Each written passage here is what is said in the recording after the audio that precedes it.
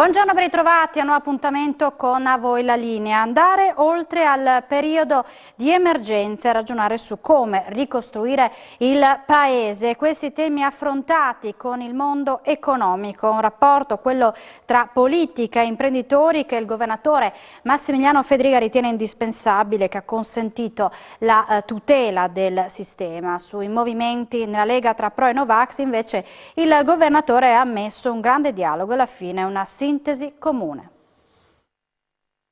E noi diciamo che il rapporto con il tessuto produttivo è fondamentale, perché i risultati che abbiamo ottenuto in Friuli Venezia Giulia non è stato semplicemente opera delle politiche regionali, che mi auguro siano servite, ma anche opera della grande collaborazione e dell'impegno che tutte le realtà produttive della nostra regione ci hanno messo. Non a caso i dati anche del 2020 testimoniano che il Friuli Venezia Giulia è l'unica regione in Italia che ha tenuto dal punto di vista dell'occupazione. Vuol dire che le nostre imprese ci hanno creduto, che i nostri lavoratori ci hanno creduto e dobbiamo andare avanti, perché ovviamente una cosa è superare il periodo di emergenza, una cosa è prevedere una crescita strutturale e una ripresa strutturale post pandemia. Dopo le parole del segretario della Lega Matteo Salvini, anche il governatore Massimiliano Fedriga getta acqua sul fuoco delle polemiche tutte interne al Carroccio tra chi è pro Green Pass, i governatori e il ministro Giancarlo Giorgetti, e chi invece non vuole misure restrittive. Noi abbiamo avuto sicuramente un confronto interno, ma sempre diciamo di leale collaborazione dentro la Lega, con una linea che poi di cui il segretario fa la sintesi, e quindi su questo anche l'incontro che abbiamo fatto con lui, con i governatori,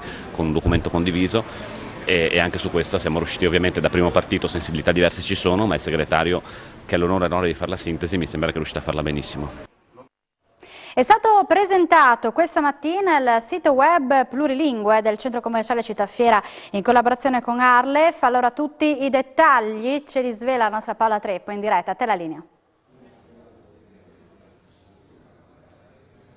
Sì, buongiorno Alexis, buongiorno ai nostri telespettatori qui dalla Città Fiera di Martignacco. La presentazione del sito anche in friulano del centro commerciale, con noi il Presidente del Consiglio regionale Piero Mauro Zanin, un'iniziativa importante di valorizzazione che ha visto anche premiate delle scuole. Sì, diciamo una sinergia straordinaria tra istituzioni, un grosso centro commerciale, le scuole, l'Arlef, per mettere sempre in primo piano e sempre più in evidenza la nostra straordinaria lingua, che è la base della nostra specialità, è la base della nostra autonomia, è la base della nostra comunità, e questo va bene perché un bambino che impara il friulano impara una seconda lingua, e questo farà sicuramente poi un ragazzo e un adulto che riesce ad affrontare in maniera più strutturata le sfide del futuro, perché chi parla più lingue ha una capacità di affrontare le sfide in maniera più incisiva e più determinata. Quindi un progetto che vede le scuole, che vede il centro commerciale a lanciare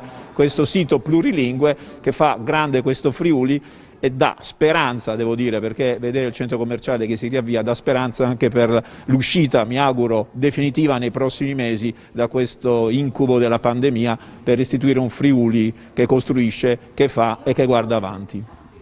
Allora, grazie intanto al Presidente del Consiglio regionale Piero Mauro Zanin. Vi proporremo poi durante A Voi la Linea anche l'intervista al Sindaco di Martignacco, al Presidente dell'Arlef. Per adesso è tutto, Alexis, qui da Martignacco ti restituisco la linea. Grazie alla nostra Paola Treppo. Proseguiamo, parliamo di sport. Nonostante la giustizia italiana abbia archiviato il procedimento penale di doping, Alex Schwarzer non ha potuto partecipare alle Olimpiadi di Tokyo. L'ex campione di Pechino 2008 ha raccontato la sua vicenda e i suoi ultimi 4 anni di esclusione dalle gare con il suo allenatore Massimo Donati, autore del libro I signori del doping. La presentazione al Bearzi di Udine. Qual è il significato di questo libro, Signori del doping? È un raccontare, una testimonianza, altrimenti tutto sarebbe passato così inosservato.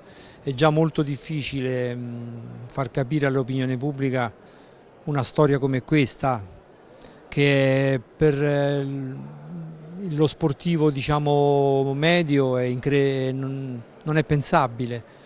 È inimmaginabile che delle istituzioni arrivino a questo livello di perversione da organizzare un caso di doping, e quindi, sia pure con molta fatica e molta sofferenza, sono andato avanti nella scrittura di questo libro per raccontare, interrompendo più volte, stando nel dubbio se portarlo avanti o no, magari spinto anche da mia moglie, alla fine l'ho completato. Come sono stati questi 4 anni? Una sofferenza indicibile. perché dall'altra parte c'hai l'istituzione che ha sempre una faccia pulita e in maniera ipocrita descrive questa faccia pulita, quindi è chiaro che giocavano molto sul precedente di doping di Svazzer e quindi davano per scontato che passasse liscia anche la loro azione ignobile, e quindi è stato difficile, perché spesse volte siamo stati sul punto da non poter dimostrare quello che ci rendevamo conto essere, diciamo. Quindi è chiaro che l'indagine della magistratura è stata una svolta. Il magistrato stesso si è trovato ad essere oggetto di impedimenti, di tentativi di deviazione, li ha superati, si è reso conto fin dall'inizio che aveva a che fare con della gente che della verità proprio se ne buggerava altamente, e quindi piano piano la situazione è migliorata, però è stata una grande sofferenza. Il problema è che nessuno restituirà un campione del genere. Questo è un fuoriclasse, è già incredibile che sia caduto nel primo caso di doping, dove sarebbe bastato stargli vicino e supportarlo nella maniera giusta e non sarebbe mai successo. Dopodiché, nel momento in cui si era ripreso, grazie alla sua determinazione e alla fiducia in se stesso, io gli ho dato una mano, lo hanno stroncato in questa maniera. Certo, un campione di questo genere non capita tutti i giorni, questo è un fenomeno sia dal punto di vista delle performance che dal punto di vista della capacità di recupero, e anche caratterialmente è un ragazzo molto, molto forte. Purtroppo lo hanno distrutto. Il libro riprende tutto quello che abbiamo vissuto adesso in questi 4 anni e il messaggio da lanciare, forse di non mollare così presto, insomma, se è una cosa per una persona importante, di mettercela tutta e di cercare di arrivare fino in fondo. Come li hai vissuti questi 4 anni allora? Sono stati 4 anni molto difficili, perché adesso parliamo così, 4 anni, ma sono lunghi 4 anni, no? E 4 anni dove peraltro non si sapeva se un giorno ci sarà, si arriverà in fondo e quando questo giorno ci sarà, no? Quindi sono stati 4 anni pesanti e sono contento che adesso questo capitolo si sia chiuso. Adesso il tuo futuro è un po' più chiaro? Hai deciso cosa vuoi fare? Ma io faccio l'allenatore già da 5 anni, ok? Quindi per me a livello in futuro, a livello professionale non cambia niente. Ho la mia stupenda famiglia e vado avanti per la mia strada senza problemi. È stato presentato questa mattina il nuovo comandante provinciale dei Carabinieri di Udine. Dopo 3 anni il colonnello Alfredo Vacca ha lasciato il comando, assunto dal colonnello Orazio Iannello, in arrivo dall'ufficio stampa del Comando Generale di Roma. Nuovi vertici per il comando provinciale dell'Arma con l'arrivo del tenente colonnello Orazio Iannello. Sì, buongiorno a tutti, sono arrivato da una settimana, prendo il comando dal collega Alfredo Vacca, che ha lasciato ormai una settimana fa. Arrivo in una terra che mi è stata presentata come un territorio molto laborioso, fatto di gente onesta e dedita al lavoro. In questo senso l'Arma dei Carabinieri dedicherà il massimo impegno a svolgere quell'attività di prevenzione e repressione dei reati d'intesa in sinergia con le autorità di pubblica sicurezza, la prefettura, l'autorità giudiziaria, le altre forze di polizia, ma anche un concetto di sicurezza integrata insieme alle associazioni di categoria e agli enti locali. L'obiettivo dell'Arma è quella della rassicurazione sociale, di una percezione di sicurezza per la cittadinanza, per la collettività tutta, in modo tale che il vivere sereno sia un vivere bene per tutti. Adesso è prematuro ancora parlare di attività da svolgere, obiettivi da perseguire, sono solo pochi giorni, fermo restando che le attività dell'Arma saranno dedicate nei vari settori. Siamo in una situazione di pandemia e conosciamo bene le problematiche che questo comporta sia in termini di salute ma anche in termini di lavoro e occupazione, e altri provvedimenti governativi in termini di stanziamento di fondi che certamente potranno attrarre interessi della criminalità su cui ci sarà la massima attenzione, confronto con le altre forze di polizia e gli altri apparati dello Stato. Il concetto di sicurezza integrata ritengo che sia assolutamente importante e fondamentale per coinvolgere tutti gli attori che operano per la sicurezza del cittadino, perché non è soltanto un rapporto biunivoco tra le forze dell'ordine o comunque le autorità di pubblica sicurezza verso il cittadino, ma è una compartecipazione di più apparati dello Stato nei confronti delle collettività a cui devono un servizio. Piccola pausa per la pubblicità, ci troviamo tra poco, a voi la linea.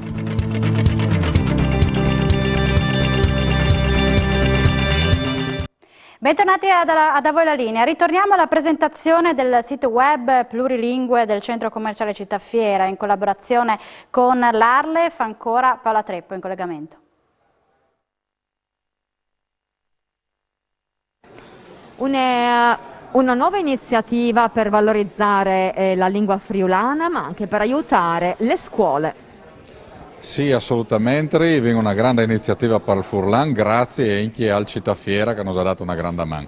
Abbiamo questa iniziativa così importante, ringraziamo il Città Fiera per averci dato questa grande mano per aiutare le scuole ad imparare chiaramente il friulano, ma anche a sostenere il nostro corpo docente e soprattutto i nostri alunni nelle attività quotidiane. Quindi il sostegno che è stato dato sia per appunto l'insegnamento della lingua friulana che per i materiali, grazie a Città Fiera, è stato veramente importante e credo che questa collaborazione continuerà anche nel futuro. Ed ora andiamo a Villa Rusici di Capriva, dove è stato sottoscritto proprio oggi l'accordo con la CCA di Bolzano per il suo ingresso in Alpe Adria, il network delle Camere di Commercio di Friuli Venezia Giulia, Carinzia, Stiria, Slovenia e Croazia.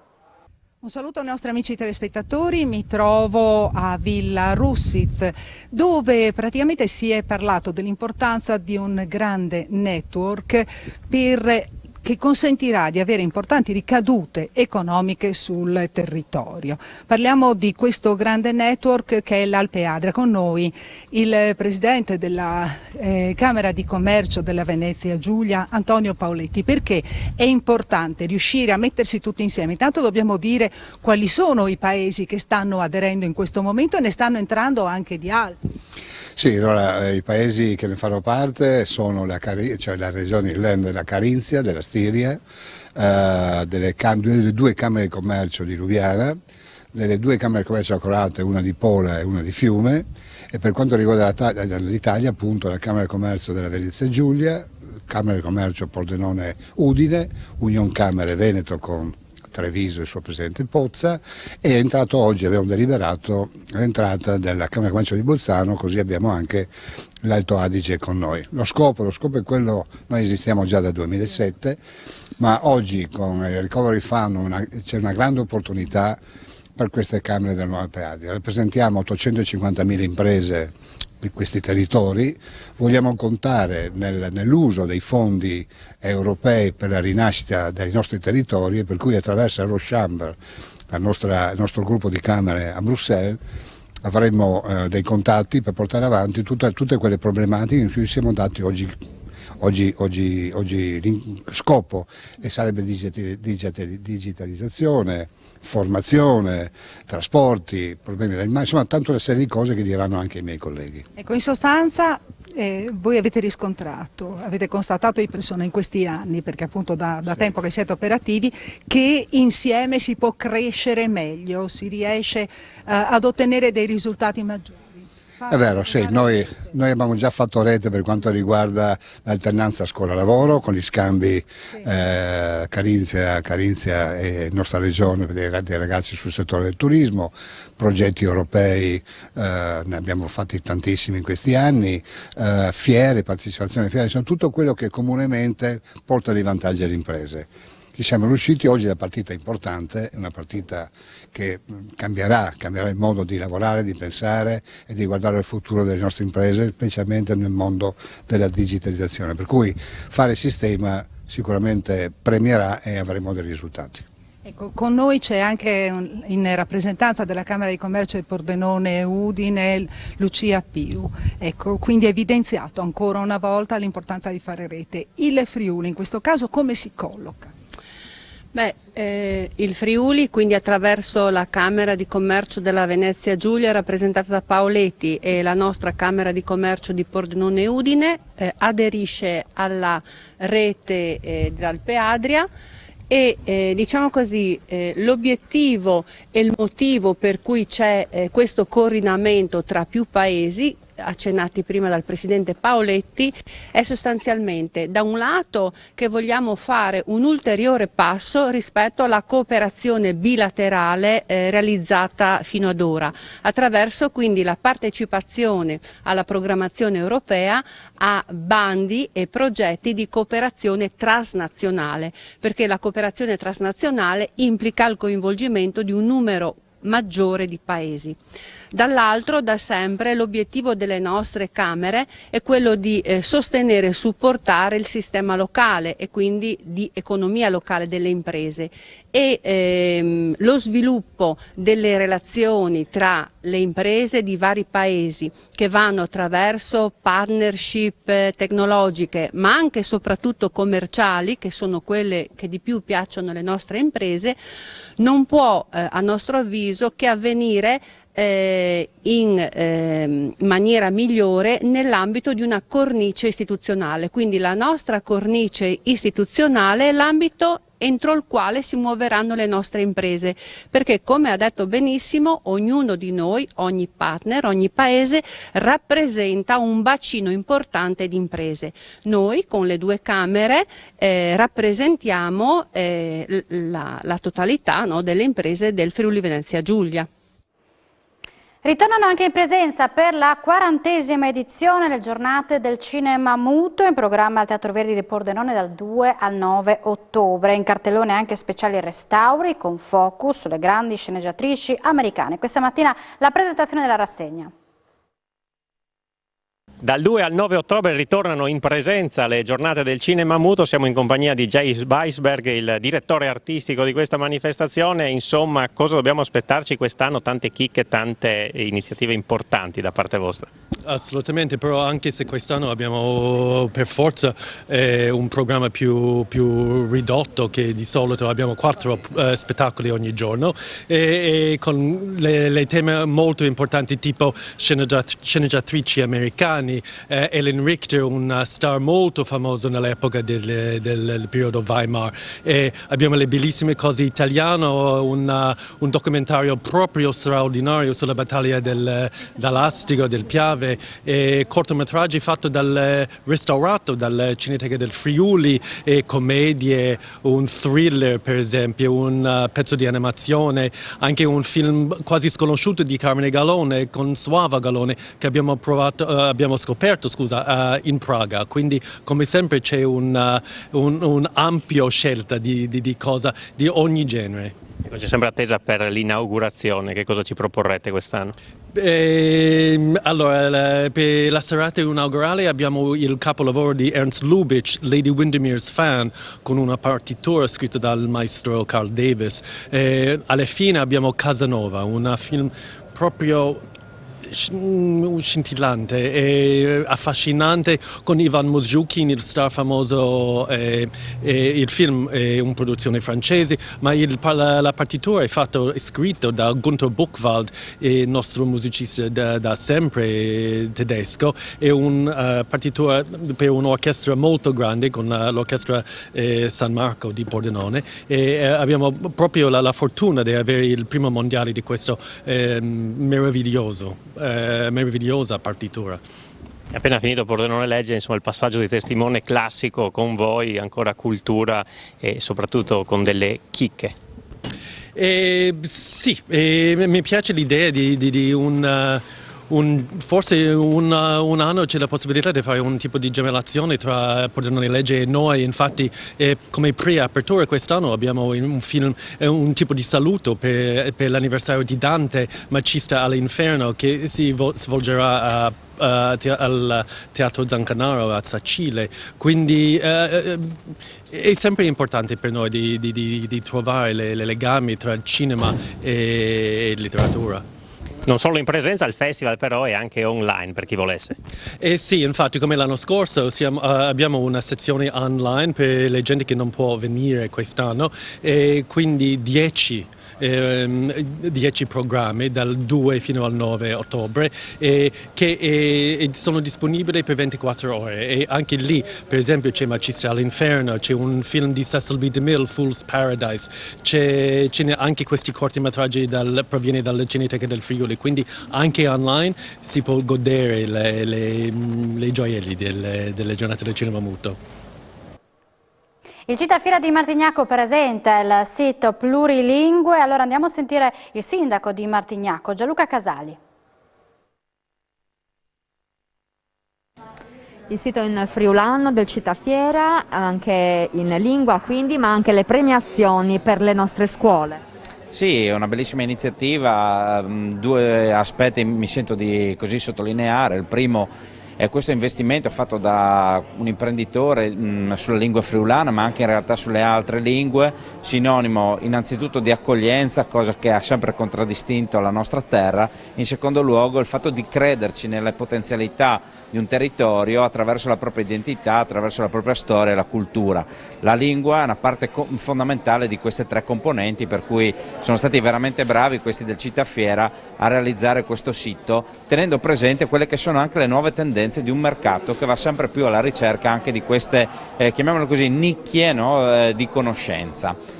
In secondo luogo, non meno importante, certamente l'iniziativa rivolta alle scuole, un'iniziativa importante che fa crescere il tessuto sociale, che fa crescere i giovani attraverso appunto queste conoscenze, e credo che questo binomio tra imprenditoria, scuola e nostre tradizioni e identità siano alle basi proprio delle future comunità, delle future generazioni.